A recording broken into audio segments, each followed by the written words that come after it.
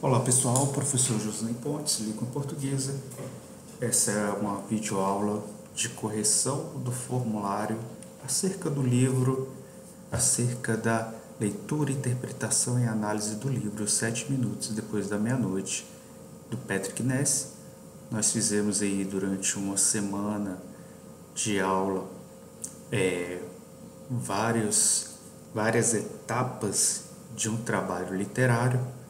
Não teve tanto adesão quanto eu esperava, mas creio que deve ser devido às dificuldades aí de acesso à internet.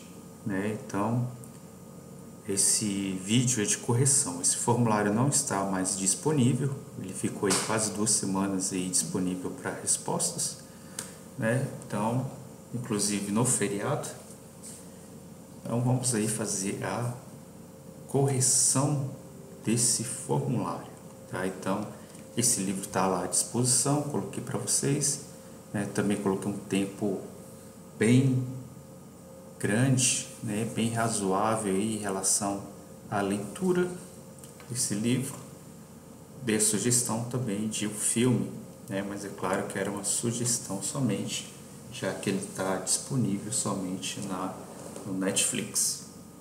Bom, então a questão é a análise do livro.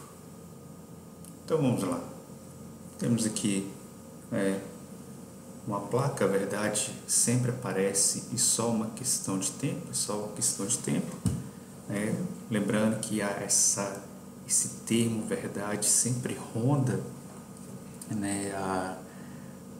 as ideias do livro, Ele que vai determinar as ações e ao final descobriremos que é o que conduz todos os dramas ali relacionados ao Conan, é a questão da verdade. Isso.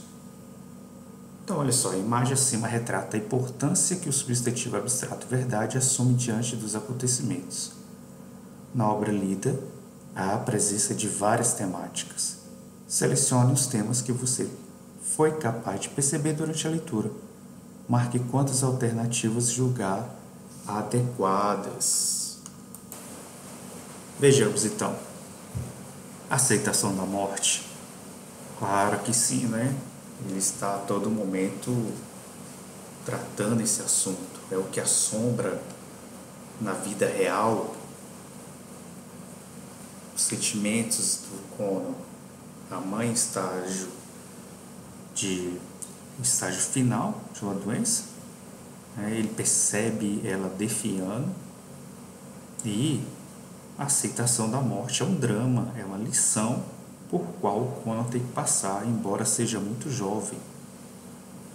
Então, é uma lembrança de que todos nós estamos sujeitos a isso e que muitos podem carregar um trauma se não trabalhar bem essa questão da aceitação da morte. Por isso que em vários momentos a fé é importante para superar esses momentos.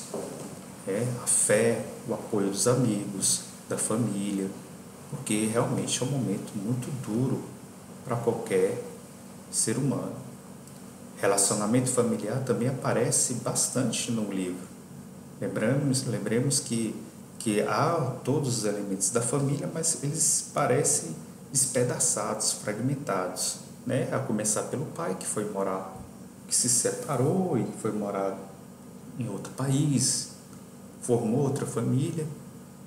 Temos a questão do conflito da geração ali entre o Conan e a avó dele, e a mãe que está definhando, A mãe que seria aquele ponto de apoio da família, Aquele ponto de junção dos outros três, ela está indo embora, Está deixando, e os três vão ter que arrumar, conseguir alguma maneira de se entenderem após a morte da mãe do Conan. Temos a questão de pandemia, em nenhum momento é citada pandemia no livro, Temos a questão do autoconhecimento, que é aí que o monstro vai ser determinante para esse autoconhecimento do Conan, ele se conhecer com os seus defeitos, suas fragilidades, mas também a sua força. Então, é uma lição de autoconhecimento também. Temos a questão do amadurecimento, isso fica muito claro já no início do livro, né, já que é um garoto que já levanta com suas tarefas domésticas já determinadas, ele faz o café, ele coloca o lixo para fora, ele vai verificar se a mãe tá descansando, né, então isso mostra um certo amadurecimento. Políticas governamentais, isso aqui não aparece em nenhum momento na questão do livro. Bullying está presente principalmente na figura do Harry, né, onde ele pratica todo tipo de violência, né, física, moral, verbal, na escola contra o Conan. Preconceito, a gente não tem isso determinado lá.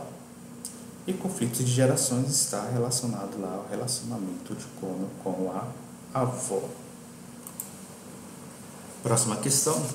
Vários temas foram apresentados durante a leitura. Dentre eles, temos também os conflitos das gerações, observando o enredo da história e o papel de cada personagem. A avó de Conan marque apenas uma alternativa. Então, temos lá a única personagem principal. Lembre-se, esse tipo de questão em que oferece, né, uma única opção de resposta, geralmente vem aqueles itens muito errados, né? Eu já tinha falado para vocês isso e no tempo que nós estávamos em sala de aula, né? Percebo que ela não é a única personagem, tampouco é a principal, né? Então, isso daqui está muito errado. É uma personagem secundária, ou seja, ela está em segundo plano, porém importante para o desenrolar da história, afinal vivia junto ao neto, né, o momento mais difícil de suas vidas. Correto. Né? Temos aí uma boa apresentação do que é uma característica lá dessa personagem da avó do Conan. Outras questões, né, outros itens, uma personagem sem importância, está muito errado também.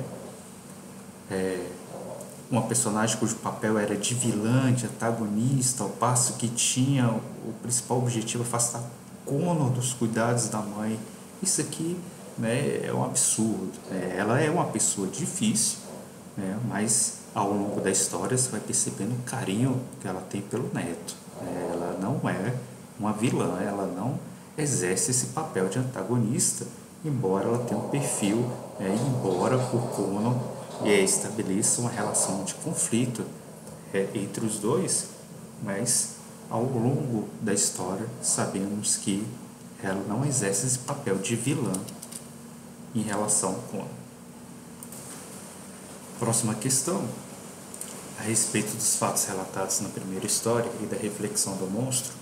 Nem sempre há um bonzinho, nem sempre há um vilão. A maior parte das pessoas fica entre um e outro. Julgue as afirmações a seguir. Lembrando que quando há esse comando de julgar, é certo ou errado, verdadeiro ou falso. Então percebo que o primeiro item aqui se refere ao príncipe, que era um moço ingênuo, acusou a rainha de ter matado a filha do lavrador para o povo e expulsá-la do reino. Perceba que tem um termo aqui destacado, que era um bom moço ingênuo. Esse termo destacado faz uma explicação em relação ao termo anterior, o príncipe. Mas sabemos pela leitura que as atitudes dele não têm nada em relação à ingenuidade, porque ele tinha planos para assumir o reino, para expulsar a rainha e assumir o reino, e não era a característica de bom moço assassinar a sua própria namorada. Então, questão errada. Temos aqui o príncipe, segundo o pensamento de Conan, praticou um mal em benefício de um bem maior. Então, vamos que essa questão é certa. Lembre-se desse termo deslocado aqui, segundo o pensamento de Conan. Então, segundo o pensamento de Conan, temos essa avaliação do personagem principal. Um príncipe mentiu para ele mesmo, acreditou na sua própria mentira, de mesmo modo, Conan mentia para ele mesmo a respeito da provável morte da mãe. É interessante essa associação. Lembrando que as 3 histórias contadas pelo monstro servem para o amadurecimento, servem para guiar o Conan diante da resolução de seus conflitos internos. Então, questão aí, certo, né? Item certo. Um príncipe, vírgula, novamente temos um termo destacado aqui para se referir ao príncipe. Ó. Perceba que lá na primeira questão, se eu tirasse esse termo entre vírgulas, a questão tornaria-se certo, né? Então, perceba que o príncipe acusou a rainha de ter matado a filha do lavrador para o povo ao expulsá-la do reino. Se eu tirasse esse termo que está entre vírgula, a questão estaria certa. Como tem esse termo dando uma característica ao príncipe, ela se tornou errada, porque é uma característica falsa. Ele não era bom moço, ele não era ingênuo. De modo que aqui também tem um termo que faz um destaque em relação ao termo anterior. Praticando somente o bem, a gente sabe que não é a característica lá do príncipe durante a leitura. Então, já só esse termo aqui, entre vírgulas, já deixaria a questão errada, o item errado. Na primeira história, um monstro se moveu para tentar livrar o inocente de ter sido morta para salvar o reino. A inocente era a rainha má, né? E o que eles deixam lá? Não é a rainha má, né? Ela tinha uma impressão de rainha má. A questão da lição aqui é o meio termo, né? Nem tão, nem má totalmente, nem boa totalmente. A questão é, ela se torna um inocente porque ela não foi ela que praticou o assassinato. Nesse momento ela é inocente. Agora, em relação a se ela envenenou ou não o próprio marido, isso não há provas, isso é uma versão do príncipe, né? De modo que a gente pode até trazer isso para a vida real, né? A questão de fazer uma acusação sem prova, fazer uma acusação baseada em imagens, em achismos, em histórias que estão sendo divulgadas em redes sociais. É preciso tomar muito cuidado antes de se acusar alguém de algo tão grave como o assassinato. Então, o monstro salvou o inocente no sentido que inocente do quê? Inocente do assassinato da filha do fazendeiro. Próxima questão. Durante as visitas do monstro, 3 histórias foram contadas. Julgue os itens seguintes e marque certo ou errado em relação às interpretações feitas. Então vamos lá. Novamente, questão de julgamento. A primeira história é usada para Conan, para que Conan comece a compreender sua avó. O monstro chama atenção para o fato de que as pessoas nem sempre são boas ou vilãs e conta esse fato para que Conan começasse a enxergar sua avó como uma pessoa que merecia uma nova chance. Perfeito, né? Correto. Lembre-se que sempre ele faz a associação de o Conan fazendo a associação de a avó como personagem de vilã, né? E o monstro traz esse ensinamento para o jovem personagem. Próximo item. A segunda história contada para caracterizar um homem que seria punido por só pensar em si mesmo, refere-se ao pai de Conan, homem amargurado que não conseguia manter seus relacionamentos e nem suas crenças. É interessante isso, essa caracterização do personagem do pai do Conan através dessa história, né?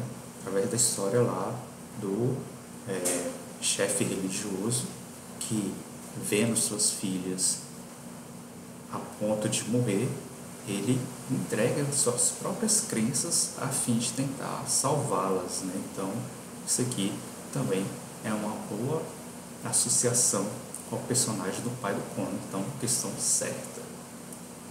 A terceira história refere-se ao colega de sala de Conan, Harry, a quem Conan deveria tratar como homem invisível. Vemos que quem não se sentia à vontade em ser invisível era o Conan, era o contrário. Então, por isso que estão errados, tá bom? Próximo, as três histórias serviam como uma preparação de Conan para o processo de dor e perda, correto? As três histórias já serviam para isso. As três histórias eram apenas pesadelos que teimavam em acompanhar Conan e o ajudavam a desviar dos problemas. Não ajudava a desviar, ajudava a resolver esses problemas vividos. Então não eram meros pesadelos. Toda aquela experiência dele interna serviu para ele matar os seus próprios dragões, usando aí a própria expressão do monstro. Próxima questão. O processo de luto vivido por Conan, ele tem a oportunidade de expressar sua raiva, tristeza, sua culpa e seus medos. Então temos um trecho aqui do livro, e a questão pede que você relacione as situações vividas por Conan aos sentimentos e emoções que ele apresentava, mas não compreendia. Então temos vários sentimentos aqui, como medo, vergonha, culpa, desconfiança, alívio e aceitação, coragem, raiva. Então foi descrito vários momentos aqui do livro, e para cada um era para que vocês marcassem um sentimento relacionado a esse momento. Então, o momento em que Conan teve que sair do próprio quarto para que a avó dormisse lá, gerou um sentimento de desconfiança. Ao chegar do passeio que fez com o pai e ficar sozinho na sala do relógio, na casa da avó, despertou o sentimento no Conan, de raiva. No momento em que sempre acordava depois de ter mais uma vez o pesadelo que tinha com a mãe, aquele pesadelo que ele está caindo no buraco, tudo está sendo sugado por um enorme buraco. Então ele sentiu o que era aquele momento? Medo. Isso. Momentos que era agredido por Harry e não conseguia revidar. Então aqui a gente tem medo, temos um medo aqui que ele sofria ao ser agredido lá pelo Harry. Isso. O momento em que o Conan abraça a mãe e segurando-a forte, finalmente a deixa ir. Temos um momento aqui de aceitação, alívio e aceitação do personagem Conan.